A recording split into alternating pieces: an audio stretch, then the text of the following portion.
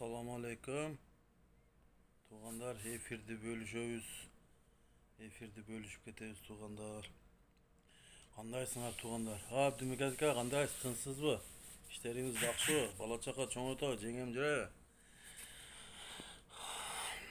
Жалап аттык туғандар, тынчпы? Рахмат. Абдикамитке, рахмат. Иштериңиз болуп атабы? Эфирди бөлүшүп кетебиз туғандар. Эфирди бөлүшүп кетебиз. Бүгүнкү эфир туғандар. Эми мен мындай жакшы эфир кылайлычы бүгүнчү. Кайсы мамлекетте бир досу спикер, бир досу ген прокурор, бир досу УКМКнын төрагасы, бир кудасы дагы бир жерге, дагы бир кудасы бар бир жерге отургузуп коюп, ошондой мамлекетти көрдүңөр эле. Ошо боюнча болмокчу. Анан тугандар, мына Баткенди биз унута элекпиз да, туурабы? Баткенде 36 жараныбыз бейгүнөө өлдү. Ону унута элекпиз. Ошол боюнча эч ким жоопкерчиликке тартылган жок. Анан Кыргызстандагы азыркы маалдагы кымбатчылык боюнча, азык түлүктүн баасы көтөрүлгөн боюнча тугандар, ошол боюнча болмокчу эфирибиз тугандар. Эфирди баштайын анда. Тугандар, мен эми канча мына акыркы 10 жылдан бери мына сыртта жүрөбүз. Көбүнчө мага окшогондор көп болсо керек сыртта жүргөндө. Кайсы мамлекетте сиздер көрдүңүздөр эле? Бир мамлекетке барып көрдүңүздөр беле? Бир досу УКМКнын төрагасы, бир досу ген прокурор. Мен эч жерден көргөн эмесмин мында. Мен ошого айтып кетет элем, ушундай нерселерди биз азыртан айтпасак, кийин баягында бизде наследство өтүп кетиши мүмкүн да. Эртең дагы бирөөгө өткөзүп коюп. Ошон үчүн мен айтып кетет элем, азыркы мыйзамсыз бийликтин чиновниктери мыйзамсыз. Турушу менен бийлик өзү азыр мыйзамсыз болуп турат. Ошону айтып кетейин. Себеби бул түрмөдөн чыкканда, ошол 6-октябрдан чыгарды да, буну үчүн мыйзамсыз чыгарып алышты. Ошол азыркы УКМКнын төрагасы Ташиев барып чыгарып келди. Ушул боюнча да иш козголуш керек тугандар. Себеби бул түрмөдө мыйзамсыз чыккан адам биз сот чыгарат да түрмөдөн закондуу түрдөчү. Бул кишинин срогу 2025 6-5 сентябрда бүтөт экен срогу. От звонка до звонкачы отургандачы. Ошону эми эсептеп көрсөңүздөр, 5 жыл 4 жыл нарак бир жай калыптыр да. Анан ал аз келгенсип мыйзамсыз чыгып келгенден кийин мыйзамсыз талапкерин коюп, мыйзамсыз акталып, бунуку частично эле акталды да. Айткандачы, бул толук акталган жок мындай карагандачы. Себеби бизде жогорку соттун өкүмү күчүнө калтырган 11 жыл 6 айга кылыпчы. Ошонун райондун сот менен кайта бир түндө актап коюшуп атат тугандар. Эми өзүңүздөр эсептеңиз. Келинден баштап мына эми бийликти басып келди, мыйзамсыз кандидатураны койду. Мыйзамсыз досуна спикерге тапшырып кетти бийликтичи. Мыйзамсыз, бул жерде да мыйзамсыз. Себеби досу мыйзамсыз. Бу жерде мындай тең ошо кандидаттардын тең укуктуу болбой калды да. Себеби басым жасап калды, бийлик тарапка басым жасалып калды дагы, тең болбой калды. Ошо канча кандидат болсо, ошолор тең болуш керек, тең укуктуу болуш керек эле да, бардыгычы. Тең мындай шайлоого катышып, күч сынаш керек эле. Андай болгон жок тугандар. Мындай айтканда, буну просто ошол жерге назначили. Өзүн өзү ошол жерге мыйзамсыз президент кылып өзүн коюп алды ошол жергечи. Мен акыретке чейин мен айтып кетейин тугандар. Акыретке чейин. Бул кишини как ажо катары мен санабайм. Себеби бул самозванец, орустар айтканча, өзүн өзү мыйзамсыз президент кылган. Бул акыретке чейин мен ошол Кудайдын алдында деле айтам ошол нерсени, Кудай кааласа. Бирок мен өз убагында сөзүмү, сөз атасын тааныйт дейт. Сөз атасы жетиш керек ушул адамгачы. Мага окшогондор көп тугандар. Биз кечеги 6-октябрда болгон элдин жеңишин булар кайта бизден урдап алышты тугандар. Не деген сөздөрдү бербедим, не деген обещанияларды бербедим да айтканда. 2 ay men толук кандуу ишке киреше элекмин, мына 2 ай 3 ай бергиле анан үзүрүн көрө баштайсыңар. Адан кийин мына ошолдун айткандан бери уже 6 ай. Октябрь, ноябрь, декабрь, январь, февраль, март, апрель, май. Мына май бүтүп июнь башталып атат. Мына 8 ай, 9 ай кетип атыптыр туугандар. Мына 9 ай кетип атат туугандар. Ошон үчүн бул кишинин башында эле келгенде айтканмын. Бул кишинин даярдыгы жок болчу, тажрыйбасы жок болчу, билими жок болчу. Бул адам мындай айтканда тажрыйбаны только баягы элди манипуляция кылганды үйрөнүптүр. Элди алдаганга, сөз бергенге, бирок сөз бериптир, бирок аткарбаганга, ошол нерсеге өтө үйрөнүптүр да. Мен ошону сезип калдым. Анан мен неге макул эмесмин бул президентке? Себеби бул киши мыйзамсыз чыгып келгенине макул эмесмин. Бул толук кандуу акталыш керек эле. Акталбай туруп эле президенттикке талапкерин коюп бирди. Мыйзамсыз талапкерин коюп барып президент болуп өзүн өзү президент кылып алды туугандар. Бунун башы мындай болгон туугандар. Өзүңүздөр билгендей Жээнбековду эч ким кет деген эмес. Бул жерде ошо парламент шайлоонун жыйынтыгын жокко чыгарыш болгон, ошол туугандар. А булар эмне кылды? Ошол жердеги келген элди кармап туруп алды, бир 200-300 элди кармап туруп алды дагы. Баягы эсиңиздер барбы? Россиянын президенти казак өзүнүн премьер-министрин атайын өкүлү кылып Кыргызстанга жөнөткөн ушул баягы ушундай хаоста, ушундай ситуацияда. Ошондо келишим ушо сүйлөшүп кеткен, баардыгы өз милдеттенүүлөрүн алган. Бул дагы сөз берген, мына Садыр Жапаров да сөз берген ошол жердечи. Макул мен премьер-министр болоюм деген. Жээнбеков ошол боюнча президент боюнча өз мөөнөтүн аяктайт деген. Бирок турмушка байланыштуу булар Жээнбековду алдап койду туугандар. Жээнбековду алдап кой. Буну эч ким бул баягы көшөгөн аркасында сүйлөшкөн сөздөрдө тууган. Буну эч ким билбейт. Бул жерде посредник Казакстан бар, Россия бар, Америка бар бул жерде. Ошо өз ар бири өз милдеттенмелерин алган туугандар. А бул жерде Садыр Жапаров баардык алган милдет менен кидала кылып жүрдү. Мындай айтканда кидала, ат дышык кидала кылып жүрдү дагы. Элин ошо 200-300 адамды чогултуп алып туруп алып эле баягы Жээнбеков давление кыла берет. Ошентип анан Жээнбеков кеткенге аргасыздан кеткен турат. Ушул жерде Жээнбековдун алсыздыгын көрсөтүп койду туугандар. Мен үчүн канча адам өлүп кетпесин депчи. Бирок ошого түрткү берген ушул Садыр Жапаров, Ташиев, Талант Мамытов баягы голосовой баягы чыкпады беле? Жээнбековдун нерви чыгып, ошо сүйлөшкөн, ана мен Талант Мамытов менен сүйлөшүп аткан болгон. Ошо баягы элге жайылып кетпеди беле? Эми бул өз милдеттери менен албай туруп ушундай мошенничествого кирди дагы Жээнбеков кеткенге тургалы. Экс макамын берип, баягы ырым-сырым деп окшоштуруп, бунун башылы өзү башында. Эми эмне болду?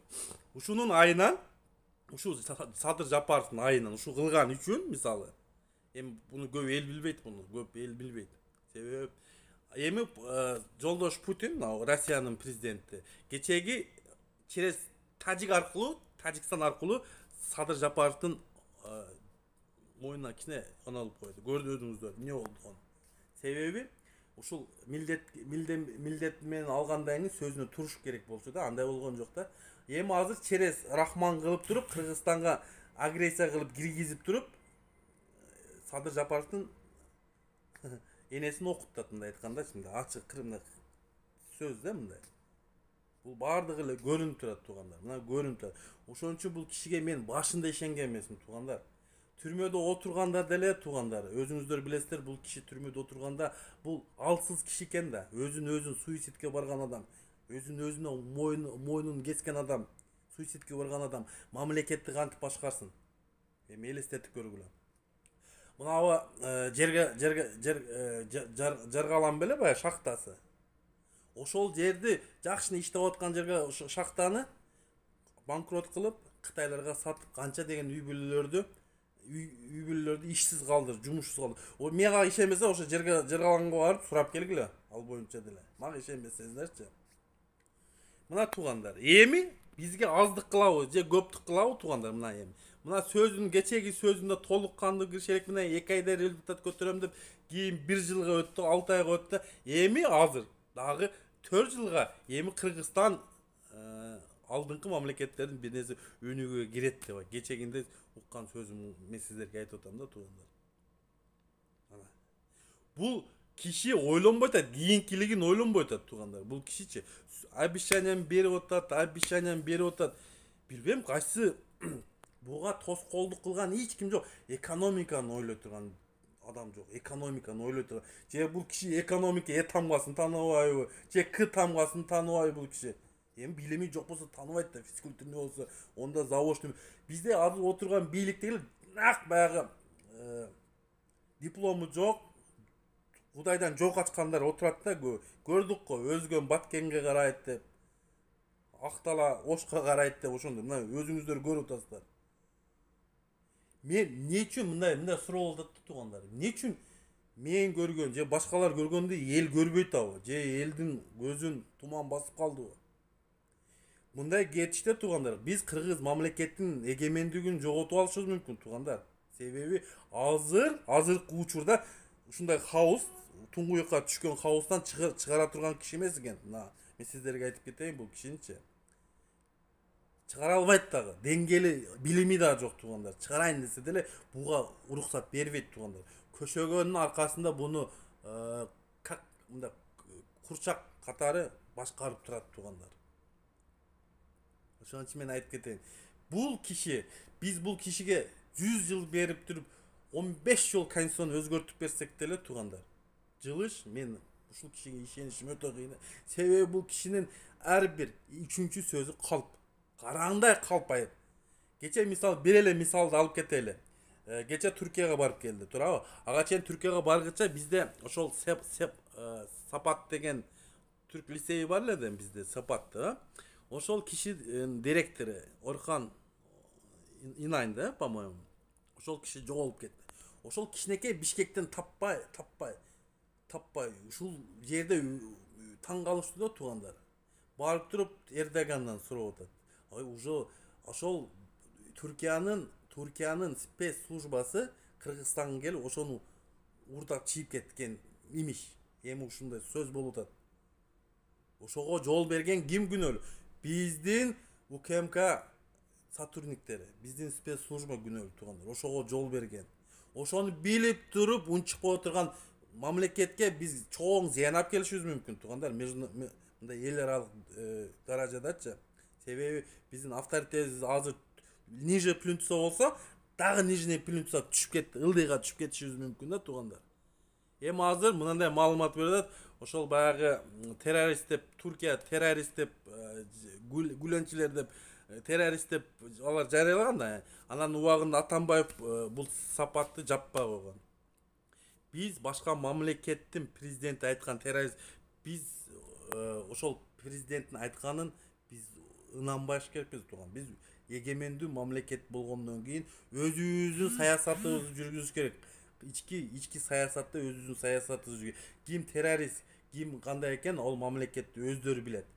Биз Кыргызстандын ичинде Сапат билим берүү мекемеси террорист эмес билим берүү. Гүленчи да террорист эмес. Бул только Түркияда террорист болуп айтылат. Себеби ошо маалда Түркияны ошо революция кылып берейин деп, ошо гүленчилерге күнөөлүү деп, ошодон чыккан нерсе туугандар. Ошон үчүн эми азыр Кудай билет, может ошо Инан Архан уже Түркияда болушу мүмкүн. Себеби биздин ошол кечеги мен окуп чыккан маалыматтарым боюнча, булактардан боюнча, биздин Кыргызстан ушуга тиешеси бар экен туугандар. Ачык эле айтыш керек. Себеби жөн эле бир адам жоголуп кетпеш керек, жоголуп. Себеби камера бар, бардык жерлерде. Бизде кайдыгерликтен ошол биздин жараныбызды эми сырткы элестетке эртең эч ким кепилдик бере албайт. Сени, мени же дагы бирөөнүн ошол жерден башка мамлекет алып чыгып кеткен эч ким кепилдик бере албайт. Биздеги мамлекет мыйзамсыз отурган мээликтегилер көз карашы, элге көз карашы, кайдыгерлиги өтө коркунучтуу туугандар. Биз сырттан душман издебей эле коелу туугандар. Душман азыр бизде отурат, ошол жерде мыйзамсыз болуп отурат туугандар. Душман ошол мыйзамсыз болуп отурган жери туугандар азырча. Эми өзүңүздөр элестетип көрүңүздөр эми. Ошондой болобу, эми дагы сурады деп, ошол баягы пресс катчысы сурады деп. Эми сураса айтып койбойбу эле Эрдоган. Мен айтпайт да, кызыксыңар. Баягы окшош турат да, элди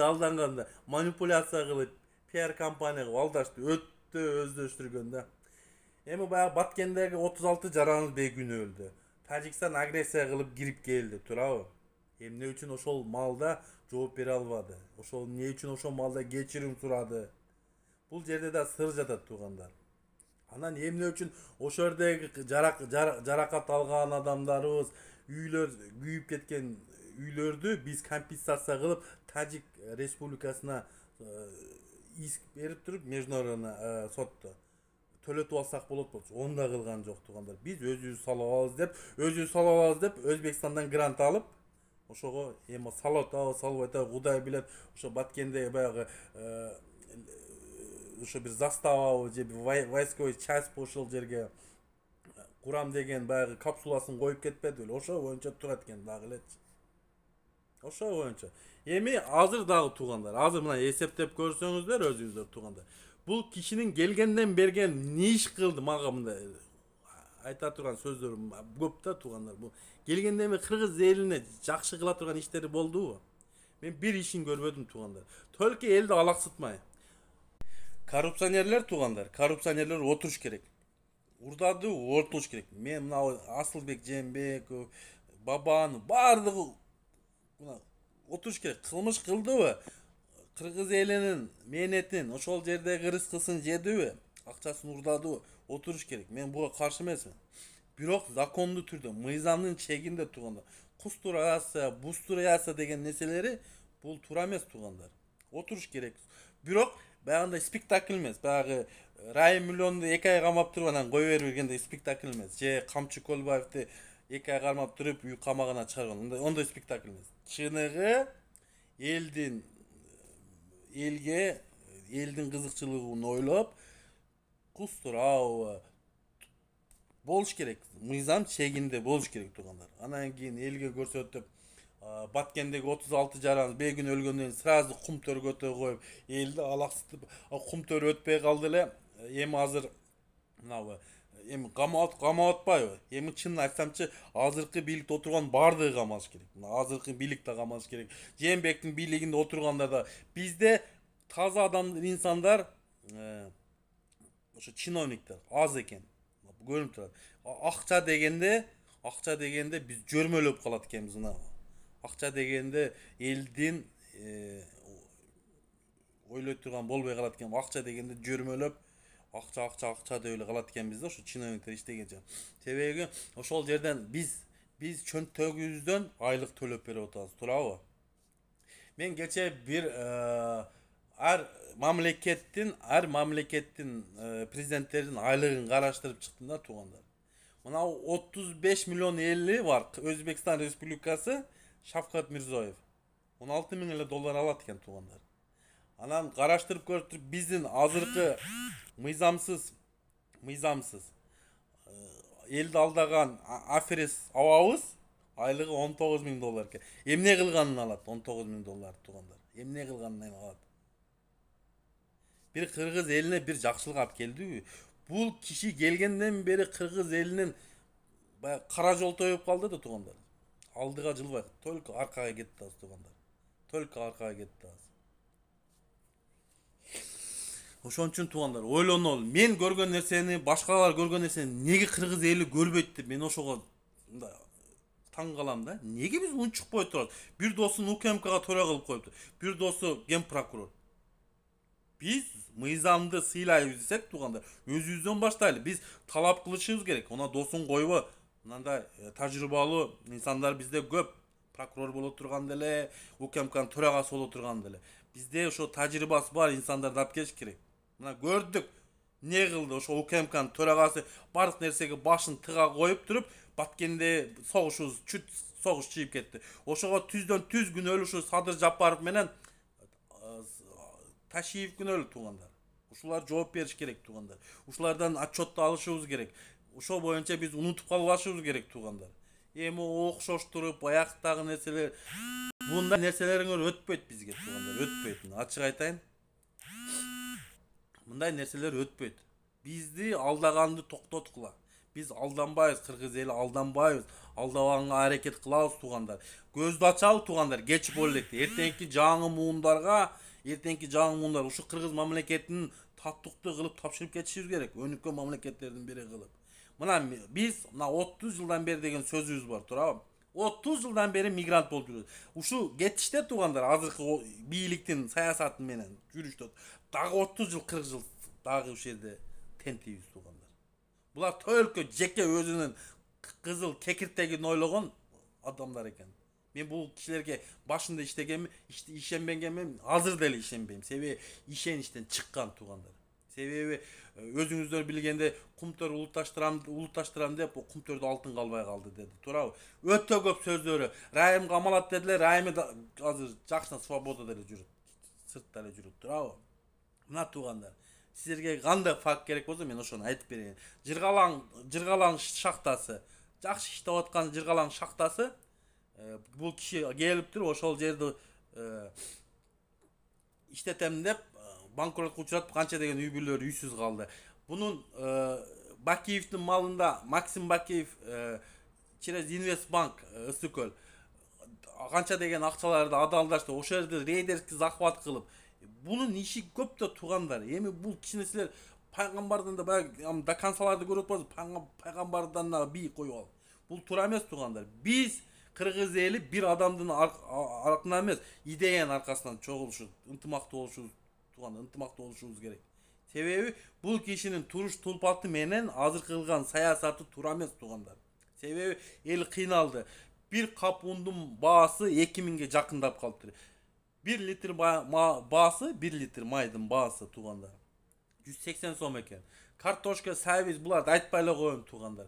Oşonu karap turgan biz Kırgız eli biz özüz kaydigen karap turup uşul uçurga uşunday uçurga biz alып kelgen özübüzdөн da günөнү özübüzdөн da izlешибиз керек. Себеби бизди эч ким заставить эткен жок. Ушу садыр мыйзамсыз түрмөдө отурган бывший зекти ушул президент кылып алып келип чайлаганыбыз өзүбүздө күнөөлүү. Себеби биз ушуга жол бергенбиз. Баарды өзүбүздөн издешибиз керек. Качан гана биз өзүбүз аң сезимибизди оңдоп сок тугандар. Мына окшогон мошенниктер, аферисттер, Кудайдан жок качкандар ушинтип бизди Кыргыз элин алып жүрө берет. Биз кыйналып мигрант болуп башка жерде иштеп, кулдай болуп иштеп жүрө беребиз. Өзүңүздөр билгендей кече жакында эле бизде мына Махпурат деген жердешибиз мына Москва шаарынын милициясы кордоп, мыйзамсыз түрмөдө кармап, себеби биздин билим алсыздыгынан ошондой нерселерди көп биз учурларда, акыркы учурларда канча деген мигрант жаштарыбыз иштеп жүрүп ушул жерден көз жумуп баягы сөз берип кетпеди беле, гроб 200 ошол акысыз болот мамлекет нерсе. Андай нерсе сөздү берген, бирок ол иш жүзүндө ашырылбай атат. Себеби азыр өлгөн жарандарыбыз груз 200 дагы эле өзүбүз акча чогултуп өзүбүз жөнөтүп атабыз тугандар. Бир жылыш болгон жок тугандар. Bir aldığa жылды деген нерсени көрбөдүм тугандар. Биз ушинтип кайдыгер карап жүрүп, ушул малга келип калдык. Эми ойгонолу тугандар. Ойгонолу, көздү ачалы тугандар. Акта ак дейли, караны кара деп. Карганы шумкар деп, качырды тулпар деп 100 жыл болсо деле, 1000 жыл өтсө деле качыр тулпар болуп туган. Ошону өзүңүздөр билип алыңыздар. Качан гана тажрыйбалуу таза инсандарды алып келебиз мамлекетте. Ошондо гана жылыш болот. Ага чейин ушундай окшогон аферист, мошенниктер бизди алдап жүрө берет. Биз кулдарга окшоп ишенип жүрө беребиз. Биз себеби биз өзүбүздүн мамлекетибизди биз чөнтөгүбүздөн каржылайбыз тугандар. Биздин налогдон кетип атат. Биз ушул жерде кыргыз жарандары чөнтөгүбүздөн ушуларга айлык төлөп атат. Biz tandagан адамдарга айлыктар берип атабызбы? Биз тандашыбыз керек. Аяктагы кандарга берип коюп, аяктагы 300-400 семья Кыргызстан башкартып коюп болушубуз керек. Ар бир жараныбыздын укугу болуш керек. Ар бир жаран эркин сөз болуш керек тугандар. Мен эфир кетип атып кыргыздын тугандар. Көздү ачалы кеч боло электе тугандар. Мына көрүп атабыз канча деген аферисттер, мошенниктер Кыргызстанды башкарып келди. Мына 30 жыл деп атты беле, 31-жыл эле ошол. Өзгөрүш жок. Ошолордон айырмасы жок. Бунун эми айырмасы болушуну дөпөрастыгы тугандар, билими жоктугу. Ошол. Калгандар эми билимдүү болуп келген да көбүчө. Ошол айырмасы тугандар. Бул деле элдин кызыкчылыгын ойлобойт. Себеби ойлогон адам Кыргызстандагы азык түлүктүн продуктасын карап коюш керек тугандар. Көрүп атабыз. Erteң бул geçte Kırgız eli itke minip kaldı. Emi jakında pitke minip kalışыбыз мүмкүн туугандар. Ошол туугандар. Дагы эфирге киришкенче саламатта калыңыздар. Мен сиздер менен Бекиев Эмил Маликович.